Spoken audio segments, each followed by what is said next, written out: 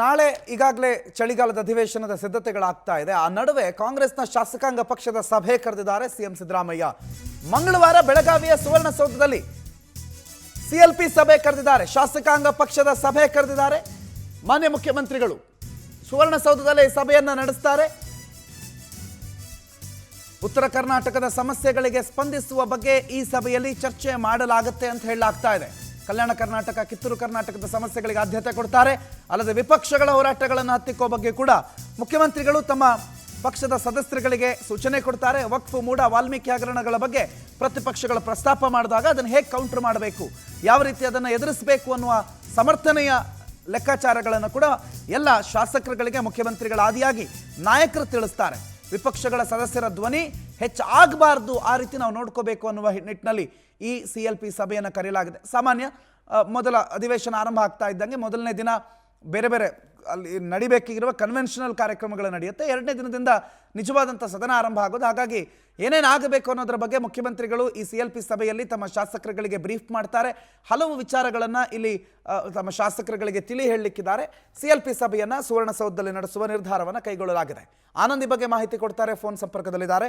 Anand, CLP ಸಭೆ ಮಂಗಳವಾರ ಕರೆದಿದ್ದಾರೆ. ಏನು ಪ್ರಮುಖವಾಗಿ ಸಿಎಲ್ಪಿ ಸಭೆಯ ಉದ್ದೇಶ ಆನಂದ್? ಪ್ರಮುಖವಾಗಿ ನಾಳೆಯಿಂದ ಬೆಳಗಾವಿಯಲ್ಲಿ ಅಧಿವೇಶನ ಶುರುವಾಗ್ತಾ ಇರ್ತಕ್ಕಂಥದ್ದು. ಈ ಸಂದರ್ಭದಲ್ಲಿ ಆಡಳಿತ ಪಕ್ಷವನ್ನ ಕಟ್ಟಿ ಹಾಕೋದಕ್ಕೆ ಪ್ರತಿಪಕ್ಷದ ನಾಯಕರು ಎಲ್ಲಾ ರೀತಿಯ ಸಿದ್ಧತೆಯನ್ನ ಹಮ್ಮಿಕೊಂಡಿದ್ದಾರೆ. ಜೊತೆಗೆ ಸಿಎಂ ಸಿದ್ದರಾಮಯ್ಯನವರ ವಿರುದ್ಧ ಮುಡಾ ಹಗರಣ ಬಂದಿರತಕ್ಕಂಥ ಒಂದು ಹಿನ್ನೆಲೆಯಲ್ಲಿ ಈಗಾಗಲೇ ಇಡಿ ಅಧಿಕಾರಿಗಳು ಲೋಕಾಯುಕ್ತಕ್ಕೆ ಪತ್ರ ಬರೆದು ಆ ಒಂದು ಮುಡಾದಲ್ಲಿ ಬಹಳಷ್ಟು ಒಂದು ಹಗರಣ ನಡೆದಿದೆ, ಅದರಲ್ಲಿ ಸಿಎಂ ಮತ್ತೆ ಅವರ ಕುಟುಂಬದ ಪಾತ್ರ ಇದೆ ಅನ್ನೋ ಒಂದು ವಿಚಾರವನ್ನ ಪ್ರಸ್ತಾಪ ಮಾಡಿದ್ರು. ಇದನ್ನೇ ಮುನ್ನೆಲೆಗೆ ಇಟ್ಕೊಂಡು ಸಿಎಂ ರಾಜೀನಾಮೆಗೆ ಪಟ್ಟು ಹಿಡಿತಕ್ಕಂಥ ಒಂದು ಸಾಧ್ಯತೆ ಇದೆ.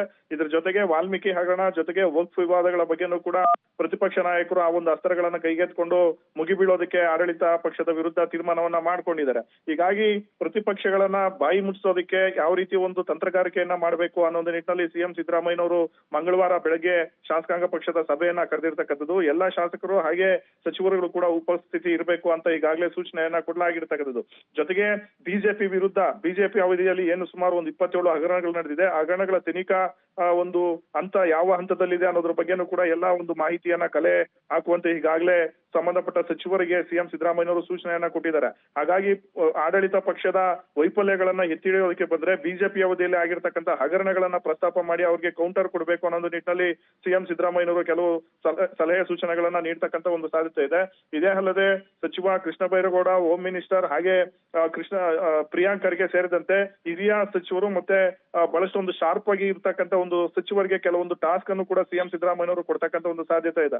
ಈಗಾಗಲೇ ಕೋವಿಡ್ ಹಗರಣ ಇರ್ಬೋದು ಅಥವಾ ಬಿಟ್ಕಾಯಿನ್ ಹಗರಣ, ಯಡಿಯೂರಪ್ಪ ವಿರುದ್ಧ ಕೇಳಿ ಬಂದಿರತಕ್ಕಂಥ ಫೋಕ್ಸ್ ಹಗರಣ, ಈ ವಿಚಾರಗಳನ್ನ ಪ್ರಮುಖವಾಗಿ ಹೈಲೈಟ್ ಮಾಡಿ ಬಿಜೆಪಿ ನಾಯಕರಿಗೆ ತಿರುಗೇಟು ಕೊಡ್ತಕ್ಕಂಥ ನಿಟ್ಟಿನಲ್ಲಿ ಸಚಿವರಿಗೆ ಒಂದು ಸೂಚನೆಯನ್ನ ಸಿಎಂ ಸಿದ್ದರಾಮಯ್ಯನವರು ನೀಡತಕ್ಕಂಥ ಒಂದು ಸಾಧ್ಯತೆ ಇರ್ತಕ್ಕಂಥದ್ದು.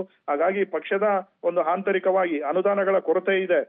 ಕೆಲವೊಂದು ಕಾಂಗ್ರೆಸ್ ಶಾಸಕರೇ ಬಹಿರಂಗವಾಗಿ ಈ ಬಗ್ಗೆ ಅಸಮಾಧಾನವನ್ನು ವ್ಯಕ್ತಪಡಿಸಿರ್ತಕ್ಕಂಥದ್ದು. ಹಾಗಾಗಿ ಅಧಿವೇಶನದಲ್ಲಿ ಅಂತ ಶಾಸಕರೇನಾದ್ರೂ ಅಸಮಾಧಾನದ ಮಾತಾಡಿದ್ರೆ ಸರ್ಕಾರ ಬಹಳಷ್ಟು ಒಂದು ಮುಜುಗರಕ್ಕೆ ಒಳಗಾಗಬೇಕಾದಂತ ಒಂದು ಪರಿಸ್ಥಿತಿ ನಿರ್ಮಾಣ ಆಗುತ್ತೆ. ಹಾಗಾಗಿ ಅಂತ ಒಂದು ರೆಬೆಲ್ ಶಾಸಕರು, ಅಸಮಾಧಾನಿತ ಶಾಸಕರೇನಿದ್ದಾರೆ ಅವರನ್ನ ವಿಶ್ವಾಸಕ್ಕೆ ತೆಗೆದುಕೊಳ್ತಕ್ಕಂಥ ಒಂದು ನಿಟ್ಟಲ್ಲೂ ಕೂಡ ಸಿಎಂ ಸಿದ್ದರಾಮಯ್ಯನವರು ಮಂಗಳವಾರ ನಡೆಯತಕ್ಕಂಥ ಒಂದು ಶಾಸಕಾಂಗ ಪಕ್ಷದ ಸಭೆಯಲ್ಲಿ ಅವರ ಕೆಲವೊಂದು ಮನವರಿಕೆ ಮಾಡ್ತಕ್ಕಂಥ ಒಂದು ಸಾಧ್ಯತೆ ಇರತಕ್ಕಂಥದ್ದು. ಒಟ್ಟಿನಲ್ಲಿ ನಾಳೆಯಿಂದ ನಡೀತಕ್ಕಂಥ ಒಂದು ಅಧಿವೇಶನ ಇದೆ. ಈ ಅಧಿವೇಶನದಲ್ಲಿ ಸರ್ಕಾರದ ವಿರುದ್ಧ ಬಹಳಷ್ಟು ಮುಗಿಬೀಳೋದಕ್ಕೆ ವಿಪಕ್ಷ ನಾಯಕರು ತೀರ್ಮಾನವನ್ನ ಮಾಡ್ಕೊಂಡಿದ್ದಾರೆ. ಹಾಗಾಗಿ ಪ್ರಬಲವಾದಂತ ಒಂದು ವಿಚಾರಗಳನ್ನು ಕೂಡ ಪ್ರಸ್ತಾಪ ಮಾಡೋದಕ್ಕೆ ಮುಂದಾಗಿರ್ತಕ್ಕಂಥದ್ದು. ಅದೆಲ್ಲದಕ್ಕೂ ಕೂಡ ಕೌಂಟರ್ ಕೊಡ್ತಕ್ಕಂಥ ನಿಟ್ಟಿನಲ್ಲಿ ಏನೆಲ್ಲ ಒಂದು ತಂತ್ರಗಾರಿಕೆ ಮಾಡಬೇಕು ಅನ್ನೋದ್ರ ಬಗ್ಗೆ ಚರ್ಚೆ ಮಾಡೋದಕ್ಕೆ ಶಾಸಕಾಂಗ ಪಕ್ಷದ ಸಭೆಯನ್ನ ಮಂಗಳವಾರ ಕರೆದಿದ್ದಾರೆ. ಪ್ರಣೋದ್, ಥ್ಯಾಂಕ್ ಯು ಆನಂದ್ ಮಾಹಿತಿಗೆ.